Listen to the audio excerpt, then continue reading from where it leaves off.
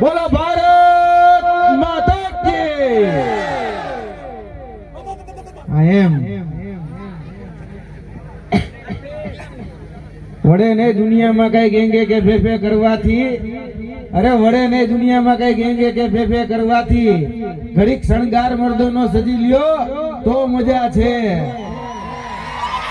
અને મજા કઈક ઓર આવે દાદ જો કાયર વેશ મૂકો અને કદમ બે કાળની સામે ભરી લ્યો ને તો મજા છે પાંચસરીની ભૂમિ ઉપર આજે આપણા ગુજરાતનું ધબકતું હૃદય અને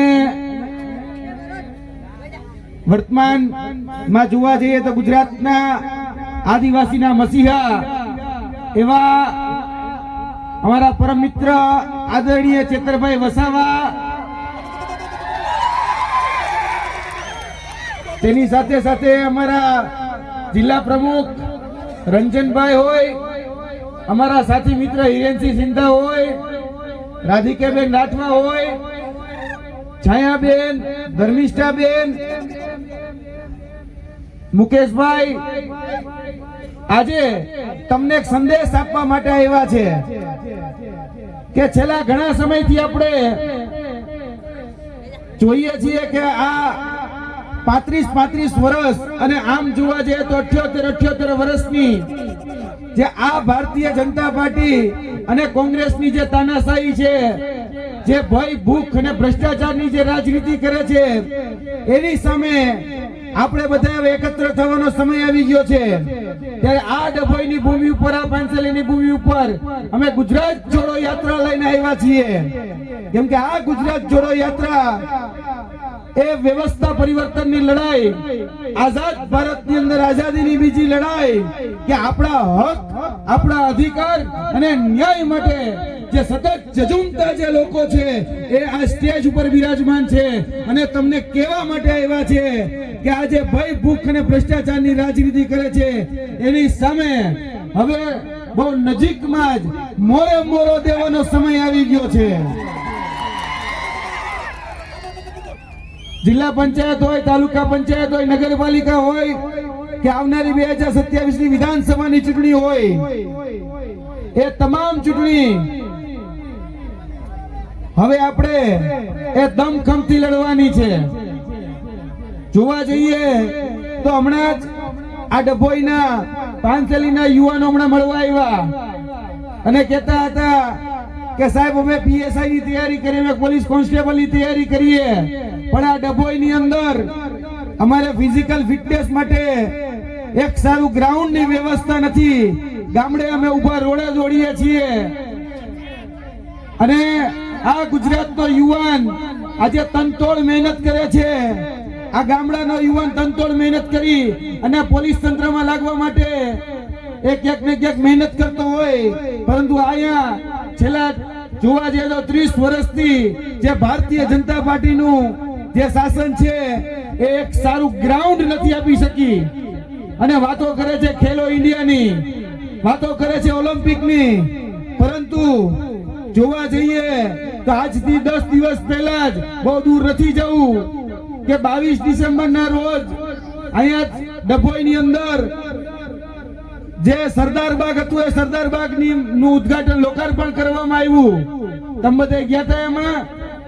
એ સરદાર બાગ ની અંદર લોકાર્પણ કરવામાં આવ્યું એ બાગનું, પણ એની અંદર જે સંસાધનો હતા એમાં મોટા ભાગના જે સંસાધનો જે છે કાં તો એ કાટ ખાઈ ગયા છે, કાં તો તૂટી ગયા છે અને કાં તો ભંગાર બની ગયા છે. અને આ જે ભંગાર બની ગયા છે એની પાછળ ખર્ચો કેટલો કર્યો? તો કે 2,30,00,000 રૂપિયાનો ખર્ચો કર્યો આ સરદાર બાગમાં. પણ આ સરદાર બાગના સંસાધનો એ કોઈને ઉપયોગમાં આવે એવા નથી. છે હોય તો કેજો. તમારા જ બધાય આવીને ફરિયાદો કરે છે કે સરદાર બાગમાં એક આવ્યા છો તો કે ચેતરભાઈ લઈને કાંટો મારજો, કારણ કે 2,30,00,000 રૂપિયાના જયારે ઉદ્ઘાટન થતા હોય, લોકાર્પણ થતા હોય અને જે સંસાધનો છે એ ક્યાંક ને ક્યાંક આ ડભોઈ ની અંદર જે કમલમ બને છે એની અંદર પૈસા વપરાઈ જાય છે. પણ અહીંયા સામાન્ય જનતાને જે જન સુવિધાઓ મળવી જોઈએ એ જન સુવિધાઓ નથી મળતી. સાચી વાત ને? તો એની સામે આ લડાઈ લડવાની છે, એની સામે આપણે મક્કમતા પૂર્વક બોલવાનું છે. એક અંગ્રેજોનું જ્યારે કહી શકાય કે આ ભારત દેશ ઉપર શાસન હતું ત્યારે એક એવા બાહોશ વ્યક્તિ હતા કે જેને શિક્ષક બની અને જે આપણા વિસ્તારો હોય એને ક્યાંક ને ક્યાંક શિક્ષણ આપવાનું કામ કર્યું.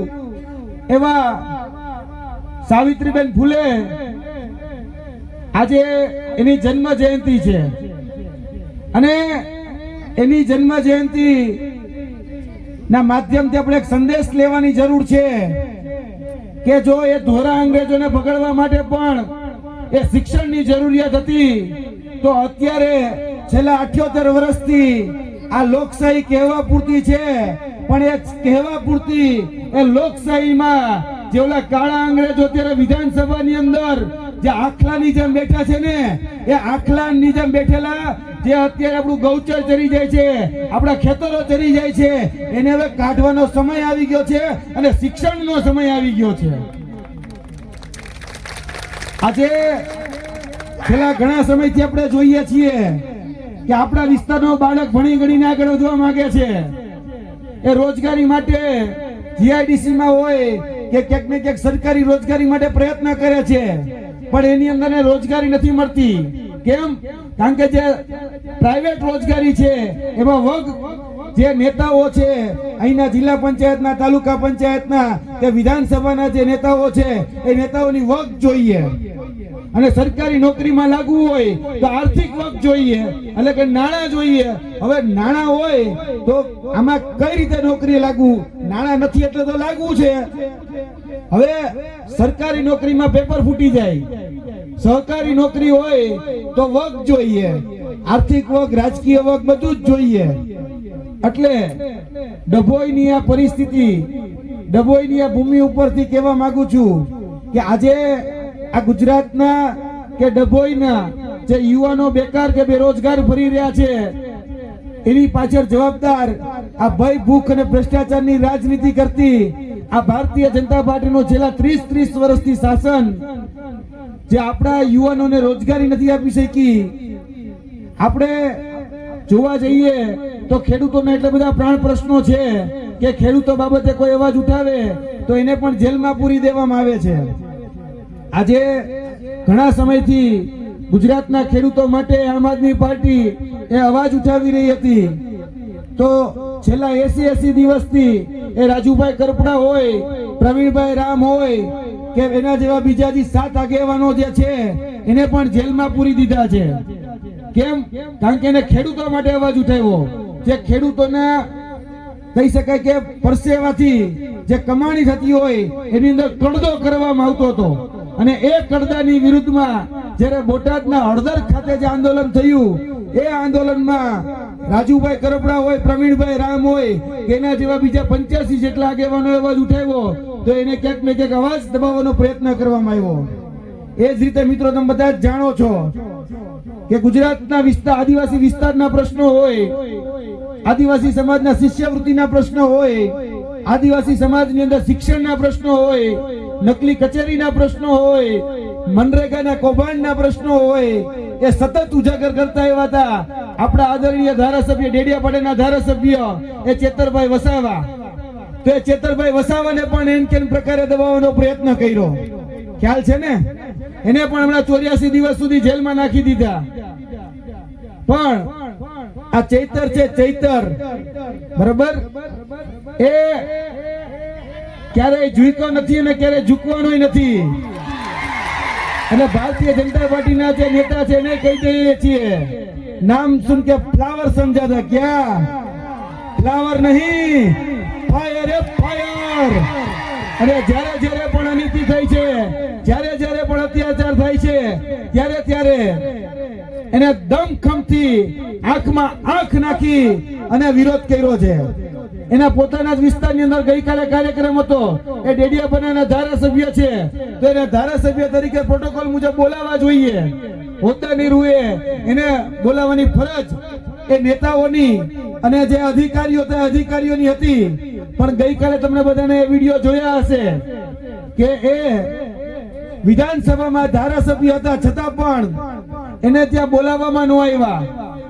ત્યારે આદરણીય ચેતરભાઈ વસાવા જેના સ્થાનિકોના આમંત્રણને માન આપી અને સાગબારા સુધી પહોંચ્યા, ત્યારે ભારતીય જનતા પાર્ટીના નેતા અને ભારતીય જનતા પાર્ટીની જે ગુલામી કરતા જે અધિકારીઓ હતા એ અધિકારીઓને મોરે મોરો જવાબ આપી દીધો. ઘરે જઈને ક્યારેક વિડીયો જોજો. પણ હું તમને કહેવા એ માંગુ છું કે આપણે હવે